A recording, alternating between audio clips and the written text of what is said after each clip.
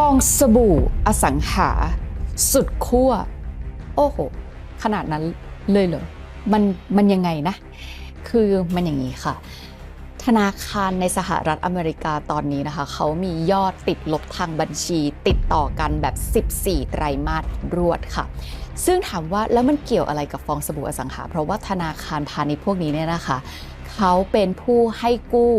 อสังหาริมทรัพย์รายใหญ่ที่สุดแล้วค่ะแล้วจะบอกเลยว่าฟองสบู่อสังหาริมทรัพย์รอบนี้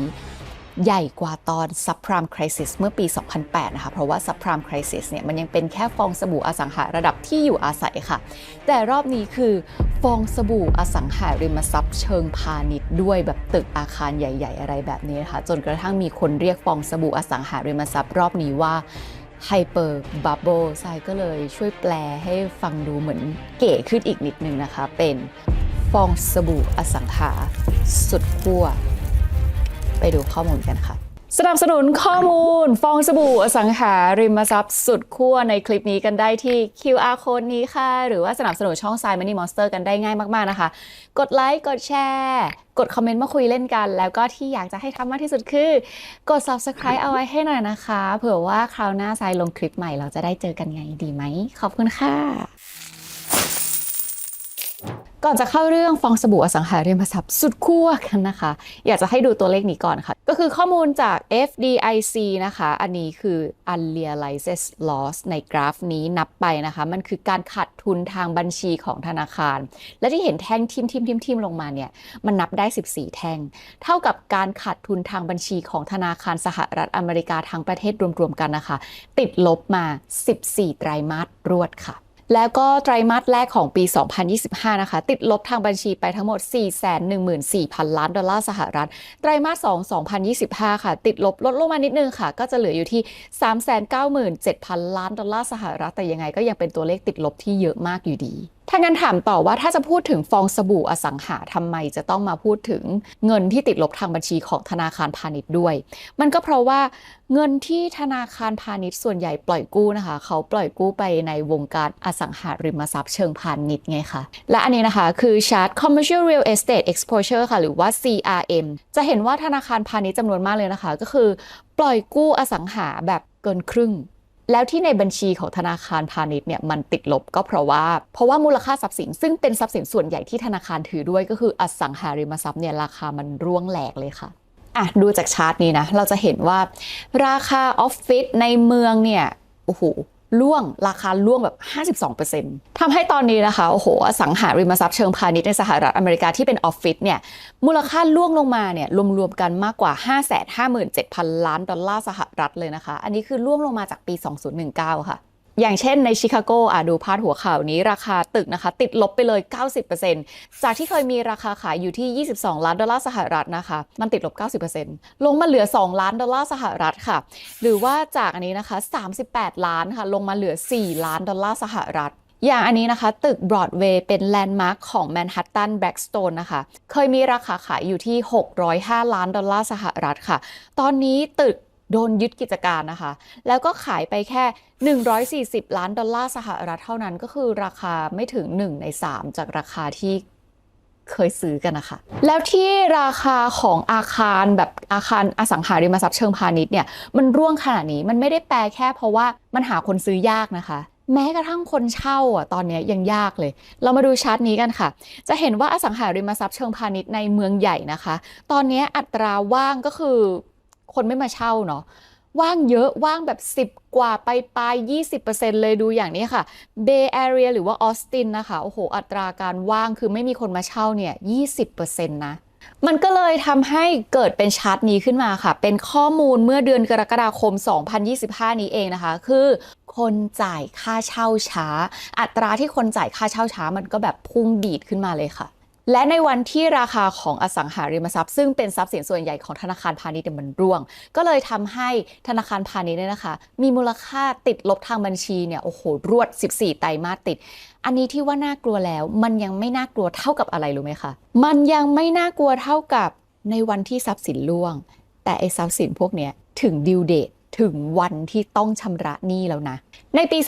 2025 ค่ะ อาคารพาณิชย์พวกเนี้ยที่กำลังมูลค่าล่วงถึงกำหนดที่จะต้องจ่ายหนี้แล้วจำนวนหนึ่งเลยค่ะข้อมูลจาก MBA นะคะหรือว่า Mortgage Banker Association บอกว่ามีหนี้จำนองอสังหาริมทรัพย์เชิงพาณิชย์ที่ถึงกำหนดที่จะต้องชำระหนี้แล้ว 20% คิดเป็นมูลค่าคือ 957,000 ล้านดอลลาร์สหรัฐจากจำนวนเงินกู้จำนองทั้งหมดเนี่ยมันใหญ่ถึง 4.8 ล้านล้านดอลลาร์สหรัฐแล้วถ้าไอ้หนี้ก้อนนี้ที่ถึงกำหนดชำระหนี้แล้วแบบ 957,000 ล้านดอลลาร์สหรัฐอะถ้าคนส่วนใหญ่เกิดจ่ายไม่ไหวขึ้นมาคนที่ซวยคือใครคนที่ซวยคือคนที่ปล่อยกู้ค่ะใครปล่อยกู้ก็ธนาคารพาณิชย์ไงคะซวยแน่ค่ะซึ่งถ้าเกิดว่ามันเกิดเหตุการณ์นั้นขึ้นจริงๆนะคะมันจะต้องทำคลิปขึ้นมาแยกอีกอันหนึ่งเลยค่ะว่าถ้าอสังหาริมทรัพย์เชิงพาณิชย์เกิดจ่ายเงินกู้ไม่ไหวจะไปนู่นเลยค่ะแบงก์รันค่ะซึ่งมันเคยเกิดขึ้นแล้วในปี 2023 ถ้าใครจำได้และที่ทรายเกริ่นไว้เมื่อตอนต้นว่าฟองสบู่อสังหาริมทรัพย์ครั้งนี้ถ้ามันแตกขึ้นมามันจะแบบแตกแล้วใหญ่กว่าฟองสบู่อสังหาริมทรัพย์ตอนปี 2008 Subprime Crisis อีกเพราะว่าเมื่อปี 2008 ค่ะมันยังเป็นแค่ระดับ Residential Real Estate คือเป็นฟองสบู่อสังหาริมทรัพย์สำหรับที่อยู่อาศัยแต่ครั้งนี้มันไม่ใช่แค่นั้นค่ะมันเป็นฟองสบู่อสังหาริมทรัพย์เชิงพาณิชย์เลยพวกแบบอาคารขนาดใหญ่อาคารที่เอาไว้ใช้ทำแบบกิจการทำธุรกิจอะไรอย่างนี้นะคะและที่บอกว่ามันเป็นไฮเปอร์บับเบิลเพราะว่ามันก็ไม่ใช่แค่อสังหาริมทรัพย์เชิงพาณิชย์ไงบ้านที่อยู่อาศัยก็บับเบิลกับเขาด้วยค่ะราคาบ้านในสหรัฐอเมริกาตอนนี้เรียกว่าแพงจนน่ากลัวเลยนะคะดูจากชาร์ตนี้ค่ะจะเห็นว่าดัชนีราคาบ้านปี 2025 เนี่ยอยู่ที่ 299.9 ยอดนี้คือแพงจนน่ากลัวแล้วยอดนี้เนี่ยคือสูงกว่าเมื่อปี 2006 อีกนะคะก็คือตอนนั้นเป็นจุดกำเนิดของวิกฤตฟองสบู่อสังหาริมทรัพย์ปี 2008 Subprime Crisis ค่ะแล้วตอน Subprime Crisis ก็คือด้วยความหนี้เน่าของหนี้จำนองบ้านก็ลามเป็นวิกฤตไปทั่วโลกมาแล้วนะคะและที่บอกว่าไอ้ยอด 299.9 มันน่ากลัวเพราะว่ามันเริ่มร่วงลงมาแล้วค่ะเห็นไหมว่าตอน Subprime Crisis คือมันไปพีคตอน 2006 แล้วมันเริ่มร่วงตอนร่วงลงมาก็คือ 2008 ใช่ไหมคะที่มันเกิดแตกขึ้นมาตอนนี้เหมือนกันค่ะที่ยอด 299.9 เนี่ยมันเป็นพีคใช่ไหมคะแล้วตอนนี้มันเริ่มร่วงแล้วแปลว่าถ้าเกิดว่าประวัติศาสตร์ซ้ำรอยมันก็จะไปแตกตอนที่มันร่วงมาแล้วนิดนึงนั่นแหละค่ะและตอนนี้เนี่ยราคาขายบ้านในสหรัฐอเมริกาก็คือเริ่มลดลงมาแบบมีนัยสำคัญแล้วนะคะดัชนีราคาบ้านแบบ year on year ก็คือร่วงเหลือโตแค่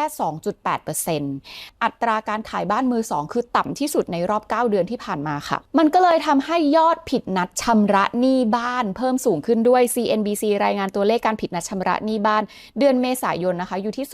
0.92% ค่ะมาที่เดือนพฤษภาคมคือยอดผิดนัดชำระหนี้เพิ่มขึ้นเป็น 1.03% ค่ะซึ่งเป็นยอดการผิดนัดชำระหนี้ที่เยอะกว่าการผิดนัดชำระหนี้ผ่อนรถการผิดนัดชำระหนี้บัตรเครดิตค่ะและตามมาติดก็คือจำนวนบ้านที่โดนแบงก์ยึดก็คือเพิ่มด้วยค่ะสิ่งที่มันกำลังเกิดขึ้นกับตลาดบ้านในสหรัฐอเมริกาคืออัตราการขายบ้านมือสองเนี่ยเฉลี่ยลดลง 0.7% นะคะมาตั้งแต่ปี 2022 คือไม่ได้เพิ่งลดและที่น่ากลัวนะคะสำหรับราคาการขายบ้านมือหนึ่งในสหรัฐอเมริกาก็คือมันร่วงลงมาแบบ 14% โดยเฉลี่ยนับตั้งแต่เดือนพฤษภาคมที่ผ่านมาค่ะงานนี้แบบบอกเลยผู้รับเหมาก่อสร้างคือถอยหลังกันเยอะมากเลยนะคะ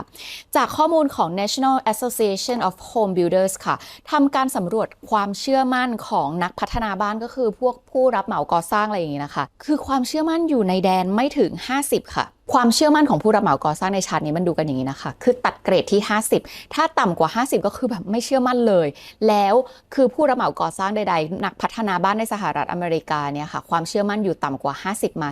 15 เดือนติดแล้วนะคะล่าสุดคืออยู่แค่ 33ผลสำรวจยังบอกด้วยนะคะว่าประมาณ 38% ของนักพัฒนาบ้านเนี่ยก็คือตัดสินใจลดราคาบ้านเลยแล้วก็ลดลงมาเฉลี่ยอยู่ที่ประมาณ 5% แปลว่ามีมากกว่านี้แล้วก็มีน้อยกว่านี้นะพอบ้านขายยากขึ้นตามมาเลยก็คือทำให้บ้านมันมีสต็อกคงเหลือมากขึ้นค่ะแล้วก็ขายไม่ออกเยอะขึ้นนะคะดูจากข้อมูลของ realtor.com ค่ะมีหลักๆ22เมืองจะเห็นว่าที่มันเป็นโซนสีฟ้าเนี่ยยังมีบ้านคงเหลือแบบขายไม่ออกจำนวนเยอะมากค่ะถ้างั้นถามว่าโอ้โหทำไมบ้านมันถึงเหลือเยอะขนาดนี้ก็ฟังจากข้อมูลมาจริงๆไม่ได้น่าแปลกใจแล้วนะคะเพราะถ้าเกิดว่าดูจากชาร์ตนี้อีกอย่างหนึ่งนะคะก็จะเห็นนะคะว่าราคาบ้านเนี่ยมันโตแรงโตแซงค่าแรงไปตั้งนานแล้วค่ะเราจะเห็นว่าค่าแรงคือเส้นสีส้มคือโตแบบค่อยๆโตแบบเบาๆไปเรื่อยๆเนาะซึ่งมันโตแรงแซงไม่ทันเส้นสีฟ้าซึ่งเป็นราคาบ้านค่ะจนทำให้ปัจจุบันนี้นะคะค่าแรงกับราคาบ้านเนี่ยมันต่างกันถึง 5.3 เท่าเลยทีเดียวก็คือคุณอยากได้บ้านหลังหนึ่งคุณจะต้องทำงานแบบไม่เอาเงินไปใช้จ่ายอะไรเลย 5.3 ปีเป็นไปไม่ได้อยู่ดีถ้างั้นถามว่าโอเคถ้างั้นนอกเหนือจากข้อมูลใดๆแบบข้อมูลเป็นทางการข้อมูลรัฐบาลข้อมูลอัตราว่างงานอะไรอย่างเงี้ยมันมีอะไรที่บ่งบอกอีกไหมว่าประชาชนกำลังไม่ไหวกับฟองสบู่อสังหาที่มันกำลังเกิดขึ้นเราลองมาใช้อินดิเคเตอร์แบบน่ารักดูไหมคะซึ่งอินดิเคเตอร์ตัวนี้นะคะไซเอามาจากช่อง Go Silver ค่ะเขามาใช้ให้ดูไซก็เลยลองมาเล่าให้ฟังกันนะคะมันคืออินดิเคเตอร์ที่จะบ่งบอกพฤติกรรมของผู้บริโภคผู้ที่ใช้งานอินเทอร์เน็ตทั้งหลายเนี่ยแหละค่ะโดยที่ไม่ใช่อินดิเคเตอร์จากรัฐบาลแล้วมันก็ดูจะแบบดูจริงดูเรียลดียกตัวอย่างเช่นนะคะในวันนี้รัฐบาลบอกว่าโอ้ยอัตราว่างงานมันแบบมันต่ำเงินเฟ้อไม่ได้มีปัญหาตลาดหุ้นมันดีมากแต่ข้อมูลจาก Poly Market Breaking แสดงให้เห็นนะคะว่ามีคนเสิร์ชค้นหาคำว่า help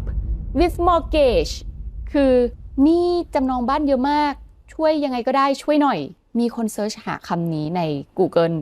เยอะมากคือเยอะแบบ all time high เหมือนกันค่ะหุ้น all time high ยังไงคนตามหาความช่วยเหลือแบบ help me with mortgage คือ all time high ตามไปเลยค่ะซึ่งเราจะเห็นนะคะในชาร์ตนี้ค่ะว่า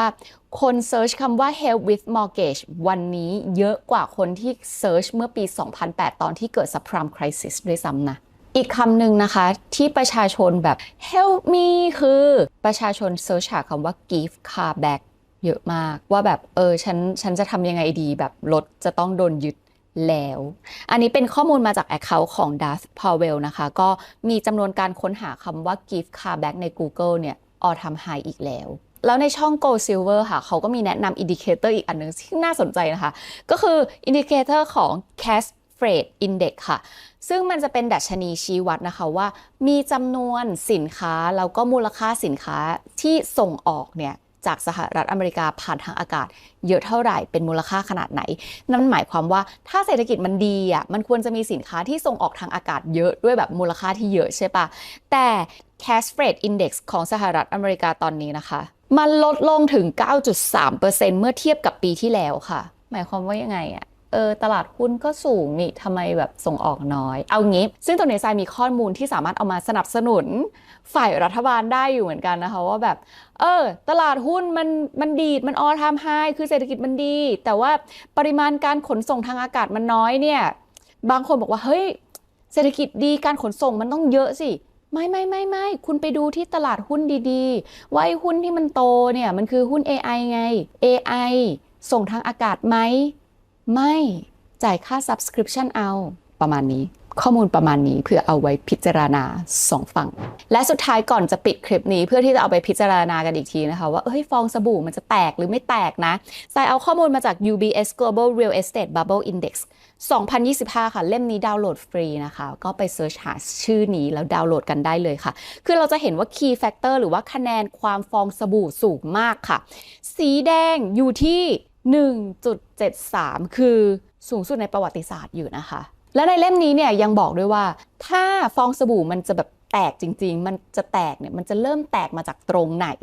เขาก็ไปทำคะแนนมาให้เลยนะคะว่าพื้นที่ภูมิภาคใดเมืองใดในโลกที่มีคะแนนความฟองสบู่น่าจะแตกสูงที่สุดในโลกค่ะซึ่ง UBS ก็คาดการณ์นะคะว่าถ้าฟองสบู่มันจะแตกมันน่าจะแตกมาจากไมอามี่ก่อนค่ะเพราะว่าหนักสุดรองมาก็คือโตเกียวซูริกลอสแองเจลิสดูไบอัมสเตอร์ดัมมีมาหมดค่ะยันเอเชียก็มีค่ะแล้วข้อมูลทั้งหมดนี้นะคะก็แปลว่าฟองสบู่อสังหาริมทรัพย์ทั่วโลกเนี่ยคือมันเต่งสุดๆแบบพร้อมแตกแต่เอาจริงๆจะแตกหรือไม่แตกก็ไม่รู้หรือจะแตกวันไหนก็ไม่มีใครรู้เหมือนกันนะคะมันอาจจะแค่รออะไรสักอย่างที่มากระตุกแล้ว